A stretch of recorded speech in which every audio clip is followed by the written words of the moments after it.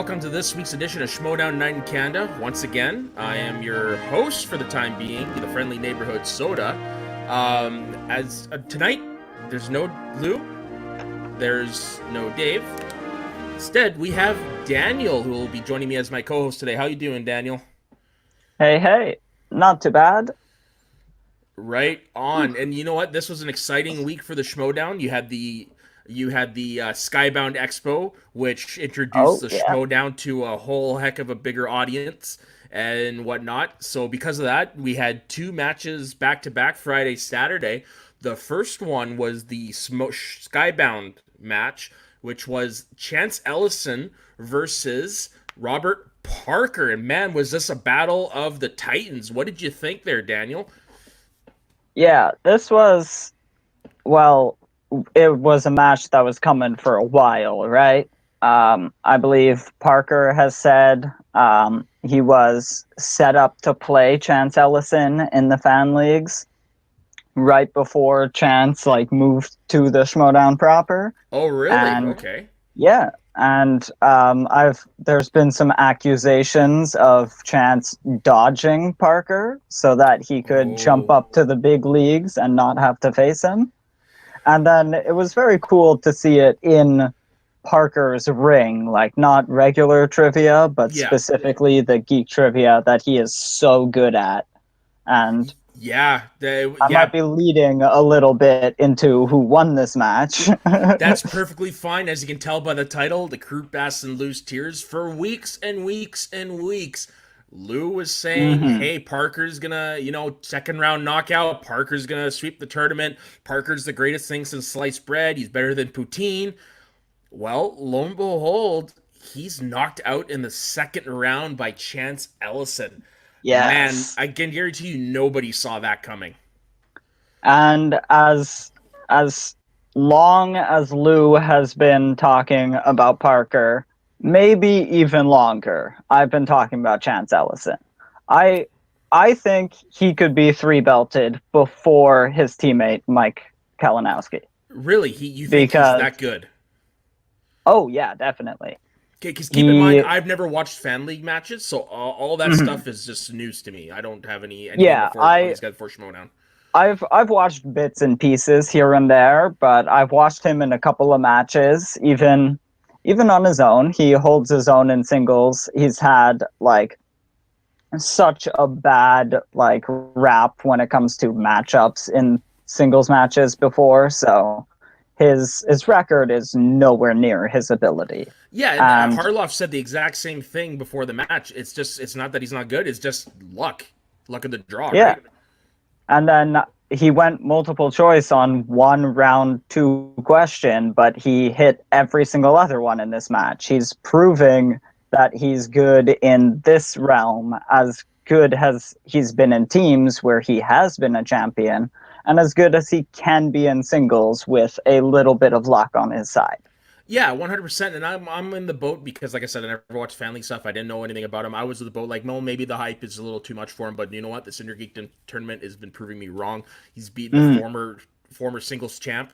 He's beaten the everyone's touted as like the next Smets, and now it's actually Ellison that's going into the third round. So okay, so if we want to just talk a little bit, we actually saw Robert Parker miss two questions in the first round, something nobody ever would have thought we'd see. Yeah, that was wild. He mentioned in the interview that he was beating himself up again about one, and then the other one he just wasn't gonna get no matter what. Yeah, for And him, he said the one that he wasn't going to get was the mask one. It was the Dark Knight question that he should have gotten. yeah, See, me was the other way around. I forgot how that character was killed, but I knew the mask one right away because I watched that movie so much as a child. yeah. Right after the match, I mentioned to you guys in one of our chats that they actually managed to stump me with a Harry Potter question, and Yeah. I was so surprised. I mean, I don't know the Fantastic Beasts movies because they're garbage movies, Yeah. but Let's not get into that. yeah, but I grew up on the whole series and all of the movies, so I know, especially if you're gonna ask a 2-point question, I have not missed one. And that was just wait a minute, what was it? Oh, Yeah. Yeah, that's yeah. that's one of those ones. Like I think, if I'm not mistaken, you maybe only hear it briefly in the first two movies, and in the books, it's only Hmm. in like the first three. So it's very, very early on in the series. I will say there was a Harry Potter question I missed as well, but it wasn't in this match. Oh, and I Yeah, mean, there was the other one that Parker got that was insane as well. It was like the name of some random book in one scene of one movie, and I would have got it on the multiple choice because I know yeah, the way like books titles are written in that yeah. series, but first chance, nah, no way. Yeah, exactly, and that's one of those things. Like I know more that it's how it happens in the books than I do the movies, because I know in the Yeah. books it's Dobby that actually does it, and it's not Neville. But it is what it is. Hmm.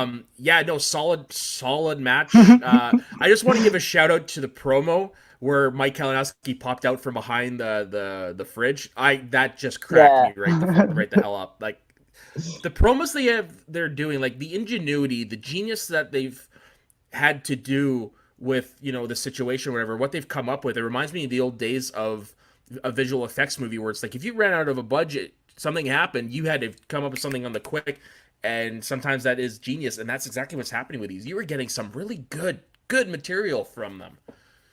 Yeah. Yeah. Okay, Um, so all right, anything else you want to talk about in this match? Like obviously, like big, huge upset, and then now he's going to be facing the Barbarian in round number 3. yeah, I was about to say that. Like, we might as well check in with the semifinal of the tournament because we're Yeah. gonna Well, do figure you want that to do out this that? Do you week. want to do that after we cover the next match, because that is the other final second I round mean, match? well, yes, but I was just might as well do the Okay. semifinals after the two matches. So Oh yeah, chance yeah, of against course. chance Yeah, against the chance against the Barbarian. Barbarian. That's an interesting matchup. We still don't have a ton of game tape on the Barbarian in Inner Geekdom. Yeah, We need to see him spin something that's not Harry Potter. yeah, no kidding. Yeah, for sure. You think he's done? You think he's done his due diligence? Like he's done his studying?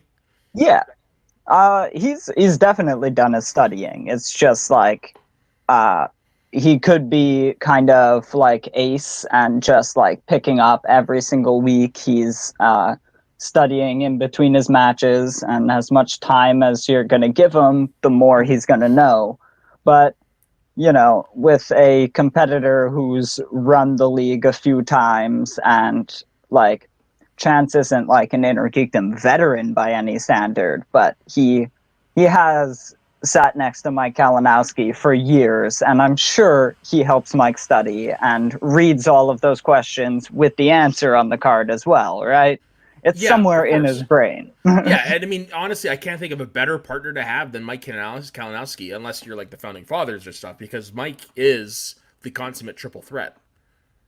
But then on the other hand, I believe Dan has mentioned that the Barbarian has been helping him get ready for Inner Geekdom, Oh, and as well as obviously Mara, oh yeah, because but like he mentioned, and all of them mention in the Finstock Exchange, that the Barbarian is very eager to share his studying tactics and his knowledge with all of his teammates and basically get it done for the team. So we know he's good and he knows how to study and how to like group the information in a way that is beneficial to his like memory. yeah, right on.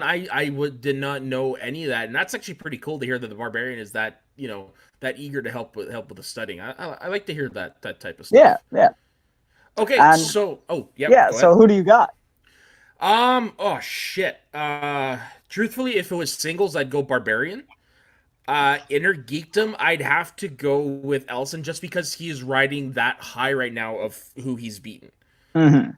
Right, so he's got that elevated confidence. I think is going to serve him very well. So I'm actually going to go with Elson. I'm going to Yeah. go not a knockout. It's going to be third round, but Elson will not have to answer his 5 pointer. And I mean, we'll get to this later, but there's a good chance he's going to be facing the Barbarian or Bibiani at some point in this upcoming singles Yeah, tournament. So we might end up seeing that rematch, but in a new division.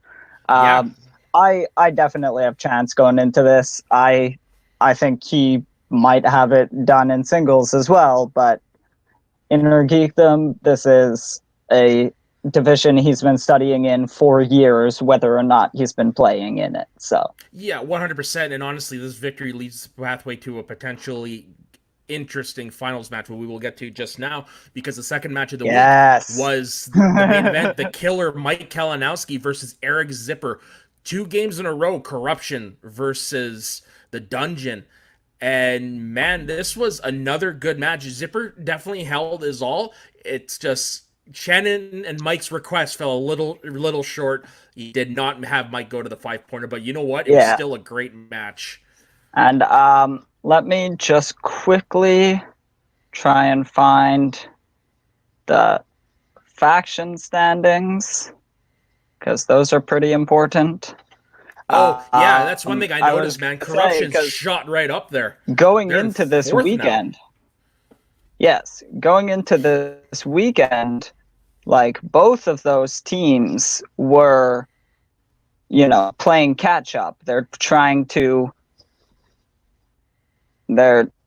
catch up to the Finstock Exchange, and they're both kind of down there in the standings, and either one of them could one of them could have, with a couple of victories, leapfrogged into a position to actually be in contention this season.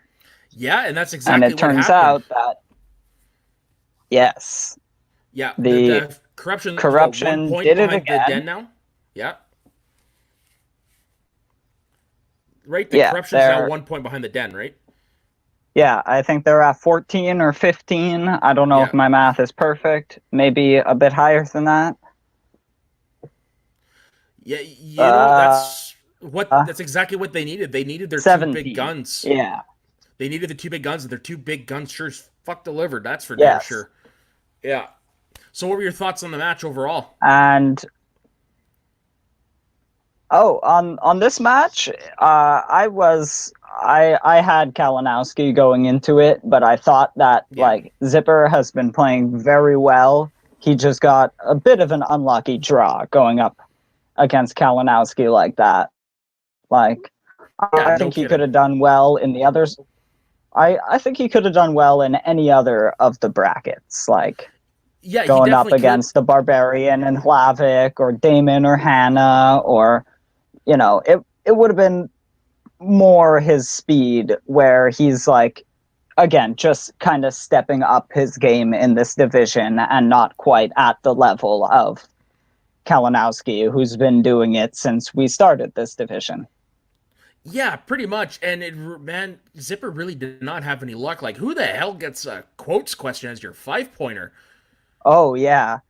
That was such a question. And that's the one I got wrong, because I'm sitting there, I'm trying to remember it, and I'm yelling at the screen, it's Dumbledore! Because I'm sitting there, right? Because in my mind, that quote sounds like it's referencing towards Slughorn and the Half-Blood Prince. Mm-hmm. I first answered Lupin. Yeah, I first answered Lupin, and then I thought for a minute, it wasn't Dumbledore. They wouldn't ask a Dumbledore quote for a 5-pointer. They're pretty iconic. And then I was thinking, it could have been Hermione or Luna during the Dumbledore's army sort of setup during those films. But then I was just like, no, it's going to be Lupin. And then when he answered Slughorn, I was actually surprised. I was like, I can't see Slughorn saying anything that profound. Yeah, me neither. I definitely thought it was more in regards to Slughorn. That's why I was like, oh, it's Dumbledore. It's Dumbledore. And I think I yelled at the TV 6 times. They said Lupin. I'm like, shit. Yeah, it's I think it's Lupin, either talking about James or just talking about Harry in contrast to Voldemort. He's either telling him about his dad and saying he's better because he was starting to see stuff about his dad that wasn't the best, and hearing stuff about him. And then it's either to calm him and say no, the people your father chose to surround him with prove who he is. So There's a I was serious right. quote in the books that is very similar. So I That was is, right then. It is from the Half Blood Prince. um, it might be. Yeah, because Yeah. that a conversation like that never happened in book number 3. Because if anything, that Mhm. would have happened after Harry found out that his dad was, bullying Snape and all that stuff, right? Yeah, which is why I mentioned, like, if it happened in 3, it would have been about Harry himself, Yeah. and it would have been a question about Voldemort and why I don't know why people choose to why Wormtail chose to serve Voldemort, and he may have talked about Wormtail choosing to surround himself with villains. I'm not exactly sure how the quote went down, Yeah. but you know. But either way, that is the ideal definition of a 5-point question. Yes, yeah, one that really makes you think about the. And in Inner Geekdom, it's not about asking a question that has to do with a particular film. That works in like the DC category because all the movies are from different universes and everything. But when you're asking a franchise question, a 5 pointer is excellent when it requires you to think of the franchise as a whole and answer a context question about it.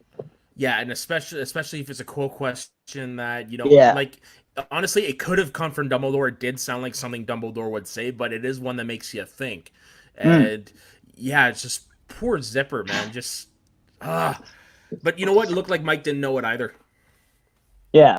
Which, going back to the last match, they had one question like that I think a person could have put together without even seeing the films, where it was just like which ceremony takes place around Christmas time, and That was it's just this like, match, yeah.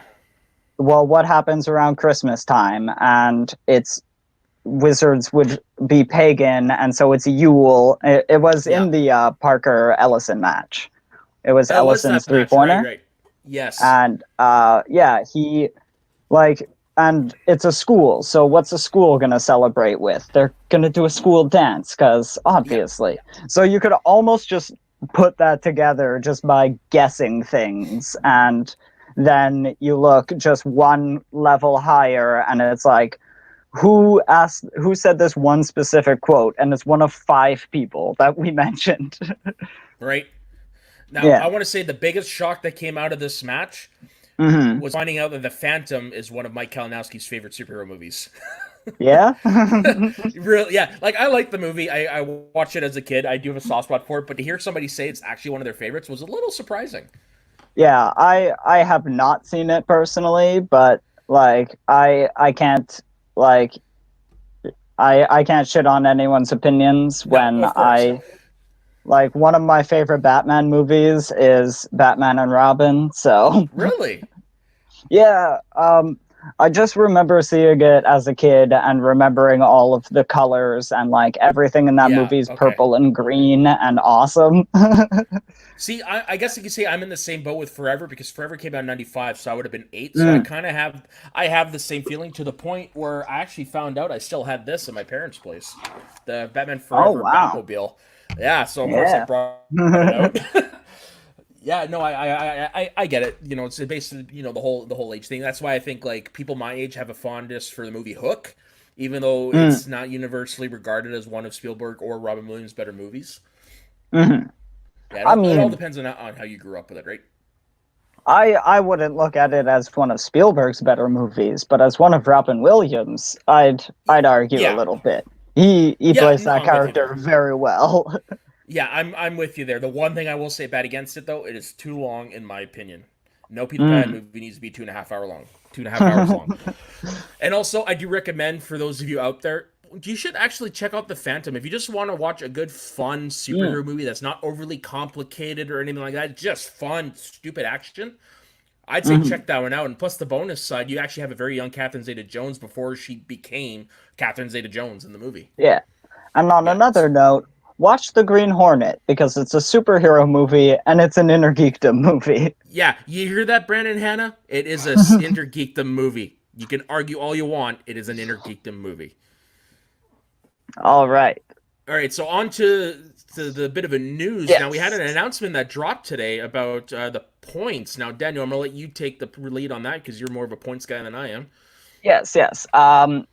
Harloff mentioned in the group that the singles tournament and teams matches will now be worth 3 points for a win and 4 points for a TKO or a KO, whereas they used to be 2 for a win and 3 for a knockout or a technical knockout.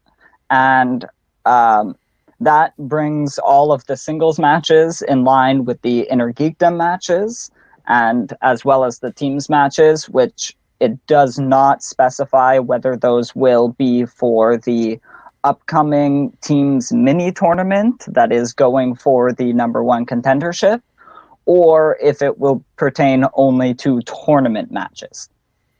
Okay. And then they mentioned the play-in matches for that tournament, like the play-ins for the Star Wars and Inner Geekdom, will be 2 points for a win. And it does say here 4 points for a TKO or KO, but it could be put down to 3. That might be a typo. The remaining Season 7 title matches are going to stay, they will be worth 3 points and 4 for a TKO. This is the points that they've been worth all year round. They've always been worth an extra point. Yeah, makes sense. However, for Spectacular and in Season 8, title matches will be worth 5 points for a win and 6 for a TKO. Oh, wow. Okay. So getting yourself into a position to play for the belts at Spectacular can win you a mass of points. Now, and it could be interesting if they bump that up in for Spectacular next year. If title matches are always worth 5 points for a win, if they bump it up to it's a 6 point or a 7 point win if you get that Spectacular showdown. Yeah. I like which is that. worth it. Oh, for sure. I like that. I like the change in the point system, especially when it comes to the tournaments, because now it makes it more high stakes. Like, it was always high stakes, but now you have more to win for your team. And I dig those changes. To me, they make sense. Also, like, I could see if, I mean, it does not say that in Season 8 regular season games will be worth the upgraded point amount either. So it could just be a change for the tournaments, but going forward, if they did make that a thing, you could look at it as all divisions are equal, and as they should be. Yeah, 100%. Because with a big tournament every season for every division, we are looking at a lot more parity throughout the league than we were even a season ago, which had a lot. It had a lot of Inner Geekdom, and I mean, we could have had a lot of Star Wars matches. We just happened to have 5 competitors all at Celebration. Yeah. And you're right. Exactly. There is more parity now. The level of competition across all the different divisions is at the highest it's ever been. So it makes perfect sense to make all the matches mean the same. Personally, I would like it just the elevated point totals just stick for the tournaments. If you're just doing like a regular singles match, a regular Star Wars match, blah, blah, those should definitely be lower. It's when you have something on the line, that's when I think you should have the higher points. But other than that, I think it's good. See, I think, like, in that case, you would have to just bump up everything to it's a 3-point match, 4 for a knockout, and then in a tournament, we get an extra point is on the line. That's fair. Yeah, that's 100% fair. But I really do think that you can move forward with a regular season singles match being worth the same amount of points as a regular season Star Wars match. Yep. Especially if we get next season everybody plays a competitor during the regular season and then we get a tournament. Even if you can support that in Star Wars, that will be a large amount of matches, and you could just spread it more evenly. Yeah, and that's the thing. Like, next year, we'll definitely have the more opportunity to. Hopefully, we'll have more opportunity to see more matches, to see the point totals and the standings get bigger and more distance between everybody. So the changes they're making, they definitely are for the better. I just hope soon eventually they will get to a point where everything will be ironed out and that'll be the way it goes from now on, which is actually I'm really looking forward to, because you know what, this is still at its infancy. Yeah, we're in season 7, but I mean, like, every season is changing, so I'm definitely, changes like this definitely make me look forward and hopeful for what we have coming up in the future. Yeah, yeah. Okay, And was there then, any other news? oh yes, we have a couple of titles matches and a live event to announce that were Mm-hmm. um, on backstage. Andrew Guy and Mike Kalinowski joined Christian Harloff to do a, what did they call it? A digital contract to sign their match, which the winner would go on to play Ben Bateman in a number one contendership. They both had to step out of the tournament if they were going to play in this match. Yeah. And Andrew Guy came on talking about how the Schmoedown has taken over and has pushed him out of the tournament. It has pushed away his teammate, Drew McWeeny. It has contrived a system of conspiracy to make sure that Andrew Guy has to play Ben Bateman again. He has to play nothing but champions for his whole singles career. That's hilarious. And also, Mike Kalinowski ate two Klondike bars faster than I've seen anyone eat 2 Klondike bars. I did see that, man, dude. That was Kalinowski's impressive. Awesome. Yeah. And, now, and he came on and he pretended to be in on the joke, as he always does. And he could be, honestly, he could be behind all of it. But he tells Christian that he's not going to sign it's a docu-sign was the word they were using. And he's not going to sign it. He's going to drop this match and he's going to play in the singles tournament. And Andrew Guy can play Ben Bateman because nobody deserves the greatest matchup of all time. The 2 greatest characters in the Schmoedown, one against the other. Yeah, and you know what? The thing I like most about this is Andrew Guy is a better player now than he was last year when he faced him for the first time. Yes. Yeah. And so that's it, is we get Action Army Civil War Part 2. And we get Ben Bateman versus Andrew Guy as the undercard for a future live event. Yeah. And the Civil War. What match could possibly go as the title match, or, well, the main event for a match that has the Action Army Civil War as the undercard? Well, you want to go, Seta? Let me think. It'd have to involve 2 of the major signings we just had. 2 celebrities. Or like a triple threat of like John Roca, Dan Murrell, Ethan Irwin, maybe throw in Bibiani for fun. That could be a main event. That could be, but it is not. The fat man himself, Kevin Smith, versus the Ayatollah of rock and rolla, Le Champion, Y2J, Chris Jericho. Holy shit! We're gonna get that live. Holy shit! I'm a lifelong fan of both those guys. Yeah. I don't even remember when I started watching wrestling. I used to watch it as a kid, and I clearly did not watch Y2J because it happened in 2000. Yeah. But I did watch it in the past and through back promos, and Chris Jericho was one of the coolest wrestlers for me. Yeah, this is going to show my age. I started watching him when he was in WCW as the Lionheart Chris Jericho. You weren't even born yet. I had a buddy whose favorite wrestlers were like Christian and Edge, and I used to always tell him they were just second-rate Chris Jerichos. And they were just trying to do his thing, but they weren't as good at it. No, man. The promo game that Jericho's going to bring to this, holy shit! Oh, he's one of the top 3 top three wrestler promos in the wrestling history. I'm Okay, not talking managers and stuff. He's definitely but in the wrestler category. Kevin Smith's promo is going to be this. And Yeah. then Jason Mewes is going to do the whole promo for him. Oh, you think they would do that? Jay That'd and be Silent Bob. awesome. Yeah, Yeah. that'd be fucking hilarious. Yeah, I could definitely see Jay doing that because he does have connection with the Schmoedown. Like he's good Yeah. friends with Roxy and all that stuff. So I could definitely see him getting involved somehow. God, I Yeah. never And thought of that. That would be awesome. also they like live a block away from each other now. That is true. Yeah. Oh Yeah. man, the possibilities for this are just are endless.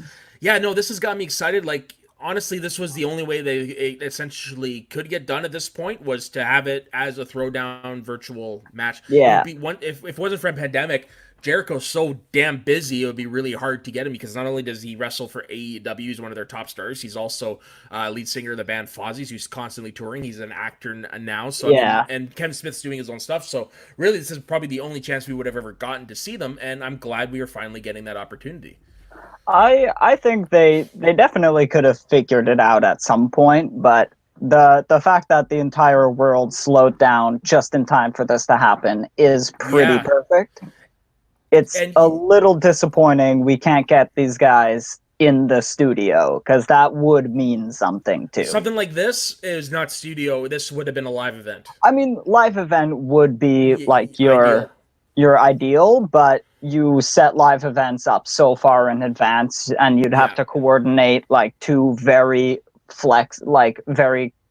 quick moving schedules. yeah. So it's very hard to do it on like a live event planning sort of stage. But then you would give them the live event dates ahead of time and Oh, just for sure. whichever one works for both of them. And if it doesn't, we'll fill in with this match. And you just Yeah, always have it on the back burner in case it happens. yeah. But even just having one of them or both of them in the studio doing matches would just it just adds to the show and like really proves that we're building and getting bigger and eventually going to Yeah. be the best place to watch movie trivia Yeah, anyway. and the best thing about this, like this entire week has been good for the growth of the Schmoedown because not only did you have the fan expo happening, which with that killer match between Ellison and Parker that introduced Mhm. it to a different audience, now you've got A-list talent that are competing in Jericho and Smith, and you're seeing that all over the place. I saw advertisements for that on wrestling sites, on news Mhm. sites. Like with this match alone, the Schmoedown is prepared to blow up in a way we never thought possible. Yeah. And with any luck, there were like 11,000 live viewers for the Star Wars finals by the end of Yep. that Twitch show. So we could be looking at a much more spectacular season 8 growing Oh from God. here, which has been the last couple of years in the Schmoedown have grown so exponentially and they don't seem to be stopping at any point, which seems No. very cool. Yeah, it's amazing. You know, Christian deserves all this with all the work that he's put in, all the hustle and stuff. All these guys, like I'm honestly happy for them. Yeah, You know, yeah. it sucks that the pandemic happened. It sucks for everybody that pandemic happened. But you know what? It's been also a blessing in disguise, somewhat. So yeah, I'm excited to see where this goes. Yeah. So, lastly, we have we announced the live event. I can't Mhm. remember what the date for that was. I think it might have been August 14th, but Yeah, it's it's in August. I know around that much. around that. Yeah. I think I might actually be on vacation then. Ooh, that would be Oh, rough. I'll yeah, be you better. camping. Oh, you better be within cell phone surface, my friend. Oh, yes. I hope they have Wi-Fi there. Yeah. And so lastly, we have the bracket for the singles tournament that starts Hmm. August 10th. Yes, And we do. barring a couple of matches that will be decided on, um, I believe, oh, actually, I believe August 14th is the match between Dan Murrell and whoever wins between John Roca and Ethan Irwin on July 31st. Oh, yes. August 27th is the Kevin Smith match. Okay. Yes. Yeah. And so they'll be playing their championship match during the first week of the singles tournament. That's when the play-ins. Go. So, July 31st, we have Roca versus Irwin, and the loser of that will be entered into the singles tournament. Yep. We don't quite know where yet, because Roca could be placed in one of two places. If Irwin is dropped in, his spot is locked up. Then if Dan beats if Dan beats both of them, Roca will enter the left side and Irwin will enter the right side. Mm. And Dan will go on the left if he's in it, and then Roca will go on the right if he's in it. Now, which would you rather see? What side of the bracket would you rather see them on? Personally, I'd like to see Ethan Irwin in the tournament because he's on my fantasy team and he can make more points in the tournament than he can as champion. So, selfish reasons. Okay. So you want to see Roca be on the left-hand side. And actually, personally, that's where the side I want to see him on too, because a lot of the players on that side, well, truthfully, it's more so on both, but on the left-hand side, you got some pretty good competition for Roca there. Oh, yeah. The left side looks pretty amazing. Yeah. I mean, there's no slouches on the right side either, but this tournament looks insanely stacked. Yeah. We should get into those play-in rounds, though. Yeah. On the left side, play-ins, we have Andres Gallegos versus Adam Collins, and the winner will play. The winner will play the whichever Finstock Exchange member is in the tournament. Okay. So who do you got? Because it's, I have Adam Collins. He's a fan league competitor.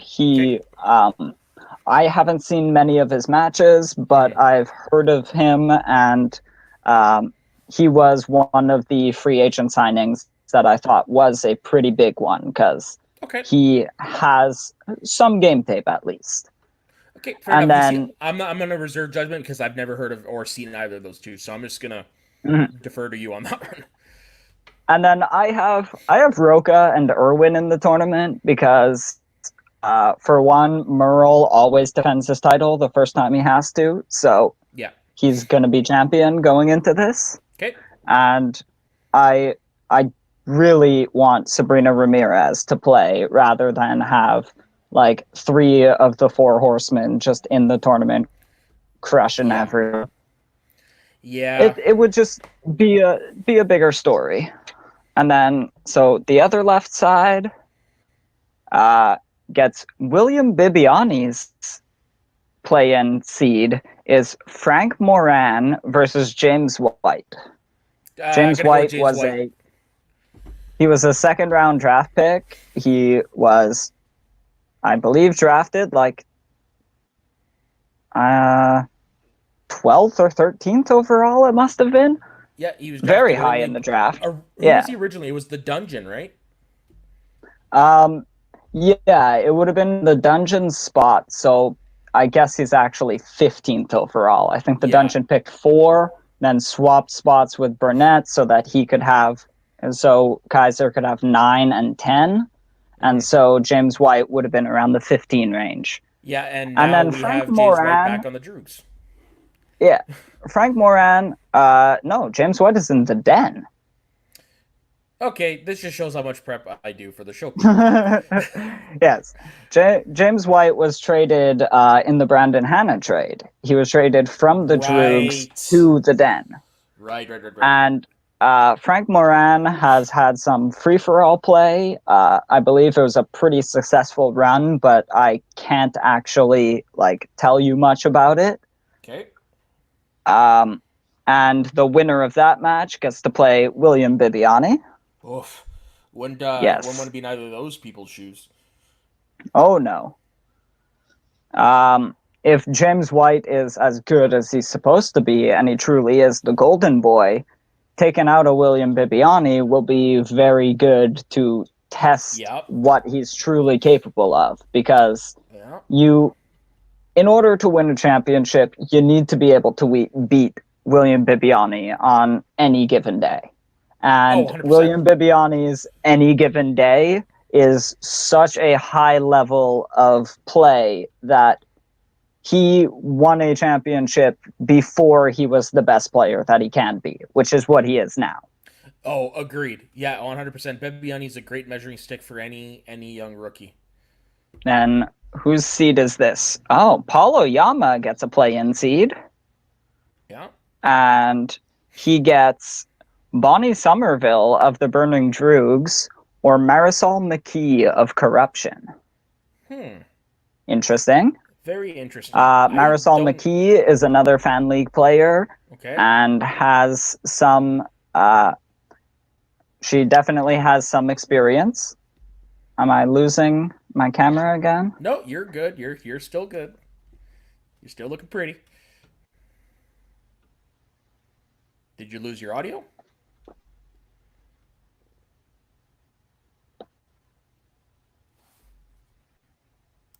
Okay. There. Okay. So yes, Marisol and Bonnie. I mean, Bonnie is 0-3, so you want to say that Marisol is going to take her out with some Fan League experience that I don't know her record or anything. Mm-hmm. I've heard she's capable, and Bonnie has lost all of the Schmoedown matches she's played, but she is still like good at movie trivia. Like, yeah, she like her knows losses things were about never movies. blowouts. Yeah. And if she like actually is studying and like she mentioned at one point, what else do you have to do now except watch movies? Yeah, no kidding. And so it could be interesting. I expect either one of them to fall to Paulo Yama, but we've seen Fan League matchups come out very like not in favor of Paulo Yama. Yeah, as was shown last week. Yes. And then our final play-in goes to Ethan Irwin in my case. It could be Roca. And it's this is the most confusing play-in, so I left it for last. All right. Because, let's see, Roca goes there if Dan is in the tournament. So if Ethan Irwin is champion, Sabrina Ramirez will play Vinny Mancuso. And that's very interesting, I think. Swag and the... Oh, no, not Swag. The Dungeon and Corruption have 2 play-in matches in this tournament. That's interesting. Which it might just be because they have more people who have never played. But I do sometimes think, I guess the one case is they did put Bonnie in a play-in for being 0-3.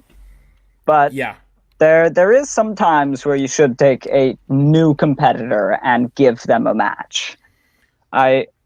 It's just disappointing that the Dungeon and Corruption both get their rookies thrown into play-ins. You know what? That's only fair though. Yeah. That really is. On the other hand of that little play-in matchup, we have if Roca and Irwin, or it could be Dan and Irwin as well. So if Roca or Dan is champion, Irwin will be in, so Jen Kemp will be out, and we will get Mancuso versus Ramirez. And I think, judging on their like past experience, Mancuso is pretty good in the like. He's pretty good in his team's match. He looks like he's capable, and we don't have game tape on Ramirez. Jen Kemp is also a family competitor, and we did see her in Inner Geekdom, Yep. which is apparently her lesser strength, which is something to be said. Really? Oh, that's interesting. Yes. Now with Ramirez though, I know she's good friends with RB3 and Ace, so she's probably got some Mhm. serious training partners. Yes, and like I have seen her things like talking on SEN and occasionally on the First Cut podcast. Um, she is very knowledgeable in movies, and it's just a question of if she can get the recall and the aspects of the game that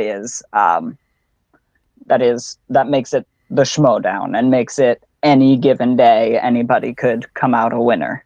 Yeah. But just lastly, before we wrap up, is there any, like, we could pick a faction or two and run through their matchups specifically? We've gone through kind of half of corruption and half of the exchange, so we could just do those. Yeah, we might as well. Because I mean, there's so many people we're in this coming up at the hour tournament. mark. Yeah, and there's so Yeah. many people in this tournament that we could just put them in several episodes and talk about it for a couple of minutes each, right? Like, Yeah, well, you know what I say? I say we leave that for a separate episode because I'm sure we're gonna do one that's dedicated to this tournament. So I say we leave it for then. okay. Yeah. So, do you have any specific like competitors that you're thinking are destined for greatness here? I'm curious to see how Vinny Mancuso does. Because he does have a bit of Mhm. hype behind him. He did very well in his teams match. And I'm Yeah. curious to see how Bonnie can do because, like I said earlier, like her losses were not blowouts, and if she's been studying, you know, it's gonna be interesting. So I'm interested in that matchup. Mhm. Um, yeah, and as you know, I this could be the kid's time to shine. I like his. Where is the kid? He's on Okay, the right. He's on the he's left in the side bracket. top left. Yeah, Yeah, he's in the top left, which I do look at as being the strongest, just because of that mustache, that's scary looking like placement. hmm You also got Lon Harris, Mark Andraco, Matt Atchity, all great players. yeah, Um, I do want to point out, I've talked about him so much during this episode, but Chance Ellison finally has a good first round matchup in a tournament. He is not playing Ethan Irwin or William Bibiani. He Who's he gets playing? David Del Rio, Oh yeah, of the Rockstars, who will put up a fight, but Chance will finally be able to like prove himself and prove to everyone else that he yeah. has what it takes. He has a pretty favorable bottom right. Um, I look at his toughest opponents as the Barbarian and William Bibiani, who kind of have to go through each other in order Yeah. to face him. And so I really like his shot at coming out of this tournament with some big points for his faction and some big wins for his own record. Yeah, that's actually gonna be an interesting match. I wonder if you know the fellow David Ario's fellow T-Birds are gonna come from with him and watch his back. And that's a little reference for those of you who have seen Grease live, like I have. Okay, Yeah, so and is there anything else? well, I'm interested in like especially the people we don't have a lot of footage of, but we've Mm, seen them shine in small spots. yeah. Like Tim Franco and Tom is an amazing matchup. Who Yes. like neither of them, it seems, has ever missed a first round question. Uh huh. And then you've got a possibility of a Jeff Snyder Paul Oyama rematch. That could Ooh, be that'd be interesting. fun. Yeah, Um, now it's gets to the point like which Snyder do we get? Do we get the the ones that has shit the mhm, bed twice, or the yeah. one the Patriots Snyder?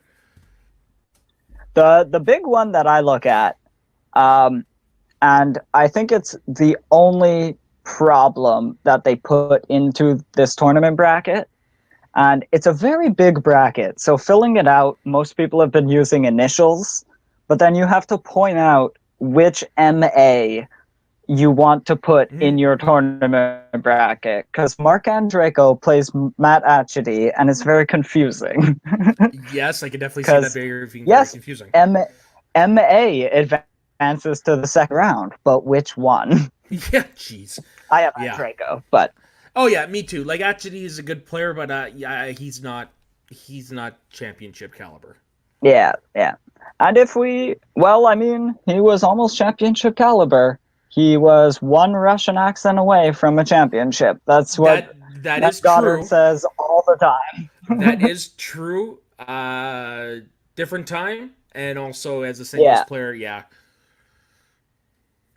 And yes, I'm very excited for this tournament. There could be some hilarious. There are some very interesting matchups between people who have never played before. So it'll be interesting to find the new stars. And I just can't wait for August to come around yeah. Me neither. It's definitely going to be and a fun way to end the year. like finish out. Yeah. I mean, we got teams coming up too. Yeah. We have I cannot wait for this like upcoming. It's the Deep 13 versus Final Exam Mm-hmm. match. Both of those, I believe, like both teams almost set records or did set Yep. records in their matches, and it was it was looking so good in the like before COVID times Mm-hmm. when we were looking at an insane teams mini tournament and a lot of potential really good matches. I can't wait for that. Yeah, 100%. Like, this whole COVID thing could have been disastrous, but I have to. I said earlier, I have to applaud Christian and everybody involved behind the scenes for giving us what they've given us. Like just turning, as the saying goes, chicken shit into chicken salad. Mhm. Yeah. Okay, so And we've got two teams titles, or I mean a teams titles match, two singles titles match, an inner geekdom titles match, and all of these tournaments are leading into the spectacular yeah, matches for the end of the year. it's So definitely a great time to be a we're Schmoedown fan. we've got two teams titles matches actually, because there's the one that leads into who's the boss through Shazam, and there's the one that has corruption versus the founding fathers coming up soon. Yeah, that's gonna be a Yeah. good one. That's gonna be a good one. So just so many. These are the big matches. This is the time of the year that Yeah. gets very exciting. Yeah, no, like I said, definitely a great time to be a Schmoedown fan. It's almost like an embarrassment of riches, really. Yeah. So last thing I want to ask is you have to decide today which faction is winning the prize at the end of the year. Who is it? Finstock Exchange. Oh yeah. Well, I say that just because now we're getting to the time of the year where their big guns are finally coming out. We're Mhm. going to see Merle. We're going to see Roca. We're going to see Bateman. We're going to see Riley. And we Mhm. got the Barbarian. So this is definitely their year. I feel it's already written in the books, but hey, I could be wrong. I'm calling them for third place. For third, okay, who do you have Yeah. winning then? I actually have Swag winning and Ooh. Corruption coming in second. You think corruption I could get that far? Yeah, because I mean they're already at 17. Mm-hmm. They have the potential for 9 more points just in the Inner Geekdom like tournament. They have Corruption versus the Founding Fathers, Mike and Chance both in the on opposite sides of the singles tournament, just Yep. like they were in the Inner Geekdom, Fair enough. and minus some possible burnout because that's a lot of studying for both Mm-hmm. competitors. Not like they But don't have the if time. yeah, and if they can do it like that, that standings are going to rocket up because now singles matches are worth 3 points. No, that is a very very good point. I never actually took that into Yeah, consideration. and I think like again same thing with Swag, Lon Harris and Paulo Yama, opposite sides of the Mm. bracket. They both have a team's shot straight to the championship and a team's tournament possibly, and so I think that's how it goes. Swag, Corruption, Finstock, and the best faction isn't even going to look like it at the end of the year. No, fair enough. And honestly, I Yeah, wouldn't be surprised if Swag were to pull it off and win the whole thing. It's just my gut feeling. I have this is gonna be Finstock Exchange's yeah, year. After this, though, whole different ballgame. But for this And year, I it is mean, their year. I'm personally rooting for corruption, but I realistically think they might end up in second. Nope, fair enough. So if I had to pick the team that's going to take out the Finstock Exchange, and I'd rather see them not in first, I think Swag can pull it off. No, fair enough. And honestly, if anyone deserves it, it's Winston Marshall, man.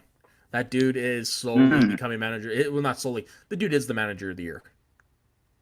Yeah, he has quite a lock on it. I mean, I could still see Shannon winning it as well because Oh yeah, if there was definitely a late season surge and they did, like you said, jump up to second place, yeah, of course. Yeah, and you watch like Corruption go from the bottom of the standings right up to the top of it. She's been killing it in like the character department all year. 100%. It's been wild. Yeah, 100%. Yeah. All right, so that is the end of it. This was an especially longer episode than normal, but hey, we definitely had some great conversation, and that's what happens. There was a lot to talk about this week. So thank you for joining me, Daniel. Where can the people find you? Mostly just around our Facebook page, the Schmoes of the North Facebook page. I'm an admin there. I run some polls. I drop some discussion posts sometimes, and I run the fantasy leagues for our group as well. Yes, he does. And as usual, you can find me on Twitter and Instagram at soda_the_saxman. You can find me running the Media Sweaties Network. You can find me competing in the fan leagues. You can find me on the Facebook page. You can find me, you know what? I'm starting to end up all over the damn place on the internet. It's actually kind of a lot of fun. Okay, so that is it for this week's edition of Schmoedown Night in Canada. Again, thank you for joining me, Daniel. And with today being, sadly the second anniversary of the passing of John Snepp, the day we recorded this, to everyone out there, stay sweaty.